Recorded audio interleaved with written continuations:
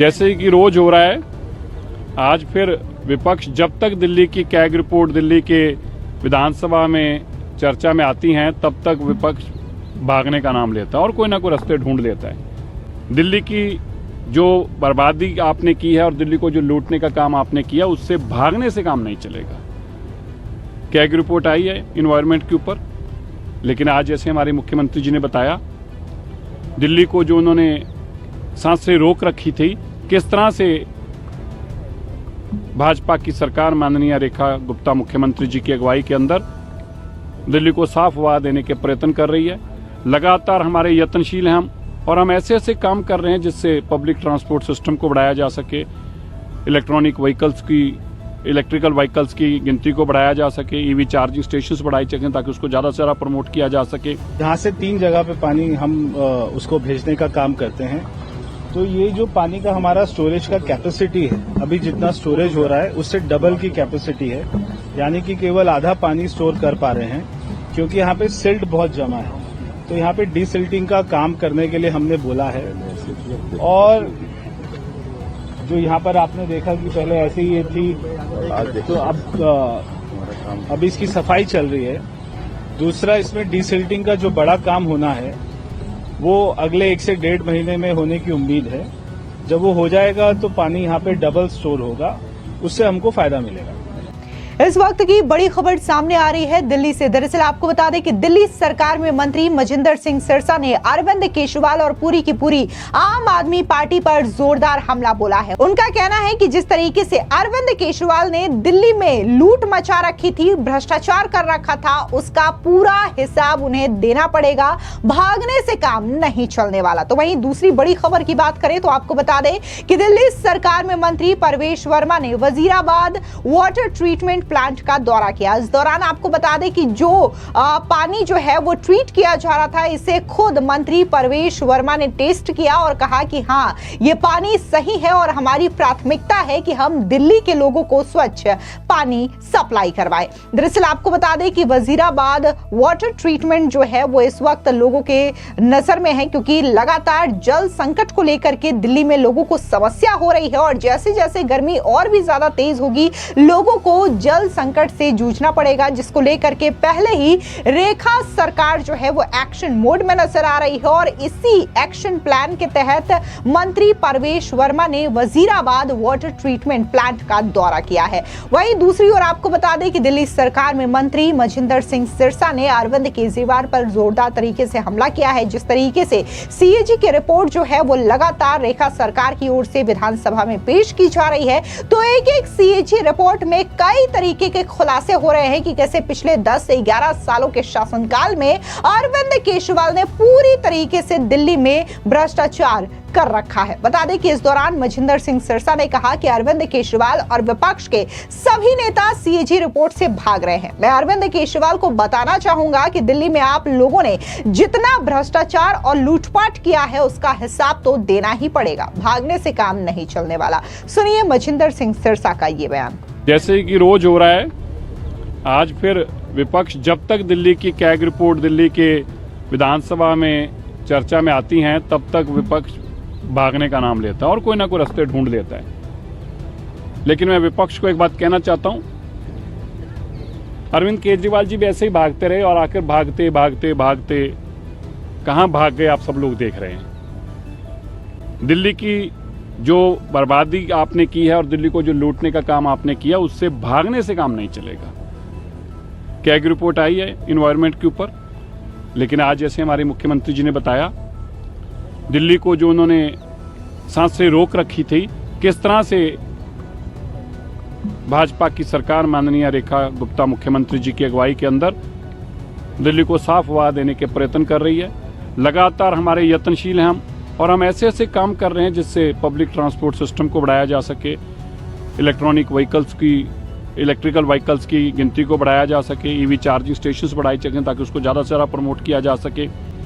किस तरह से हवा को साफ करने के लिए स्मूथ ट्रैफिक मूवमेंट हो जाए दिल्ली के अंदर, किस तरह से पानी को साफ करने के लिए यमुना जी की सफाई हो जाए, और लगातार ऐसे प्रयत्न किए जा रहे हैं। चाहे वाटर स्प्रिंकलर्स का काम हो, अब जाके द्वारका में देखिए कितने सुंदर वाटर स्प्रिंकलर्स लगाकर हमने पोल्स के ऊपर वहाँ की धूल बिठाने का काम किया, पोल्यूशन कम करने का काम किया, नई दिल्ली के अंदर काम किया और इसी संख्या को लेकर दिल्ली में बड़ी तेजी से ये चीज़ बढ़ती जाएगी। आने वाले दिनों में आप देखेंगे दिल्ली के कई कोनों में जहाँ जहाँ ज़्यादा पोल्यूशन है, सबसे पहले एक्सपेरिमेंट के तौर पर हम ज़्यादा से ज़्यादा वाटर स्प्रिंकलर्स जो पोल ओरिएंटेड है, जो स्ट्रीट लाइट्स ओरिएंटेड हैं, हम वो वाटर स्प्रिंकलर्स लगाने का काम करेंगे। दिल्ली के अंदर इलेक्ट्रिक बसेस मैक्सिमम आने का काम अगले दिनों में आप देखेंगे। ये हमारा एक दिल्ली से जो वादा था मोदी जी ने किया था विकसित दिल्ली का, और माननीय रेखा गुप्ता जी की अगुवाई के अंदर हम उसको पूरा करने के लिए, संकल्प को पूरा करने के लिए रात दिन काम करेंगे। और साथ में हमें बड़े खेद से कहना पड़ रहा है कि विपक्ष अभी भी जिम्मेवाराना कोई अपना रवैया नहीं दिखा रहा, बल्कि अपनी कतवाइयों से तो उसने कुछ नहीं सीखा। जो उन्होंने गड़बड़ियां की हैं वो कैग में रोज सामने आती हैं, बजाय उसके कि उससे आगे समझ पाएं। अभी भी वो अरविंद केजरीवाल जी जो सत्ता के नशे से बाहर नहीं आ पा रहे, उनको डिप्रेशन हुआ पड़ा है।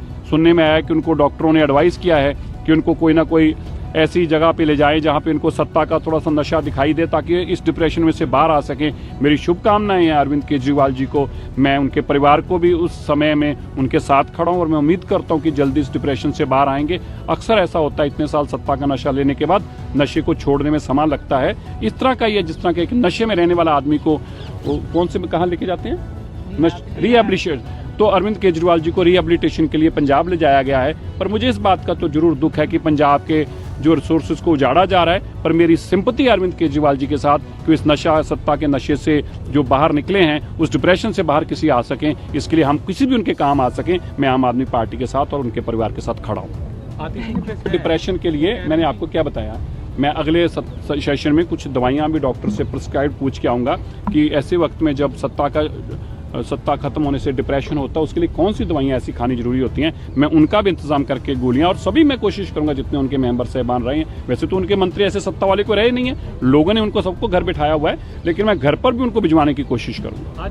वहीं दूसरी खबर की बात करें तो आपको बता दें कि वजीराबाद वाटर ट्रीटमेंट प्लांट जो है उसका निरीक्षण मंत्री परवेश वर्मा की ओर से किया गया। और निरीक्षण के बाद मंत्री परवेश वर्मा ने कहा कि मैं यहां देखने आया था कि दिल्ली के लोग कैसा पानी पी रहे हैं और हमारे ये प्लांट्स किस तरीके से काम कर रहे हैं। मैंने पानी पी करके देखा और पानी एकदम साफ था। यह हमारी प्राथमिकता है कि दिल्ली के लोगों को साफ पानी मिले। सुनिए मंत्री परवेश वर्मा का ये बयान। देखिए, ये जो है हमारा वजीराबाद बैरेज है, ये आप देख रहे हैं, और आपने यमुना को भी देखा था, वहाँ पे बिल्कुल स्मेल नहीं थी। वहाँ पे स्मेल थी और यहाँ पे बिल्कुल स्मेल नहीं है। ये सारा पानी हरियाणा से आ रहा है।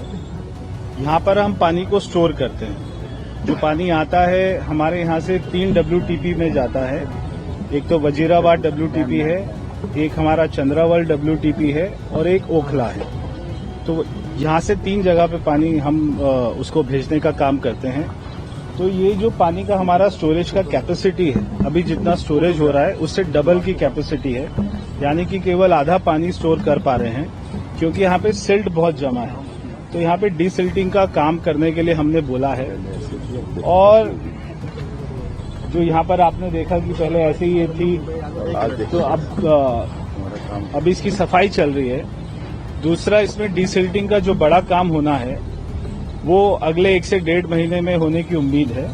जब वो हो जाएगा तो पानी यहाँ पे डबल स्टोर होगा, उससे हमको फायदा मिलेगा। सर, ये जो तस्वीरें हैं वो मेंटेन रहे समर के दौरान, ये बहुत चैलेंज रहता है और हरियाणा एक एडिक्वेट वाटर सप्लाई सुनिश्चित करता रहे जो तय। देखिए, मैं आपको ये बिल्कुल स्पष्ट रूप से कहना चाहता हूँ कि जितना हरियाणा से पानी हमको मिलना चाहिए, जो हमारा एग्रीमेंट है, उतना हमको मिलता है। हमको बिल्कुल भी कम पानी नहीं मिलता, और कभी हम उनसे रिक्वेस्ट करेंगे तो हमको थोड़ा बहुत वो हमें तो जो ना भाईचारे में भी दे देंगे। हमें पूरा पर्याप्त पानी मिलता है। जैसे मैंने कल भी कहा था विधानसभा में, हमको हमारा सिस्टम को दुरुस्त करने की जरूरत है। जैसे कोविड के समय में हमारे प्रधानमंत्री जी तो ऑक्सीजन दे रहे थे, मगर दिल्ली सरकार के पास में सिस्टम नहीं था उसको लेने के लिए, इसलिए वो हाथ खड़े कर देती थी। पानी हमको मिल रहा है, हमको अपने पानी की स्टोरेज वहाँ पे डिसिल्टिंग कराना, अपने सारे WTP को उनको ठीक ठाक हालत में रखना, वो अपनी पूरी कैपेसिटी में चले और अच्छा क्वालिटी वाटर दें। तो हमको अपने लीकेज को दुरुस्त करने की जरूरत है। पानी हमको पड़ोसी राज्य से पूरा पर्याप्त मिल रहा है और मिलता रहेगा, उनसे हमें कोई शिकायत नहीं है। लेवल भी मेंटेन रहे, ये इशू बनता है कि उसके लिए भी अमोनिया लेवल भी मेंटेन रहे, उसके लिए भी कदम उठाए जा रहे हैं। सर करंट वाटर लेवल क्या है? पूरी तरीके से यमुना की सफाई करे, उसके लिए सर क्या आप क्या कदम? देखिए, एसटीपी हमारे पास में अभी 37 एसटीपी हैं, जो बड़े एसटीपी हैं। उसके अलावा डीएसटीपी हैं, जिसको हम डिसेंट्रलाइज एसटीपी बोलते हैं। तो जो बड़े हमारे एसटीपी हैं, उनमें से 30 को हमने आउटसोर्स किया हुआ है, 37 अभी डीजेबी मेंटेन करती है। जिनको आउटसोर्स किया हुआ है, अभी जैसे मैं आज यहाँ पर आया हूँ, अभी एक एक एसटीपी पे भी जाऊंगा, उसकी भी क्वालिटी को मॉनिटर करेंगे, उनका कितना इनटेक है, कितना आउटटेक है, और वो उसकी क्वालिटी को कैसे मेंटेन कर रहे हैं, तो वो सबको भी चेक करने की जरूरत है। इसी के लिए मैंने कल कहा था विधानसभा में भी, एक हम आईटी डैशबोर्ड बना रहे हैं। अभी उसको पूरा चेक करने के लिए कोई भी सिस्टम नहीं है।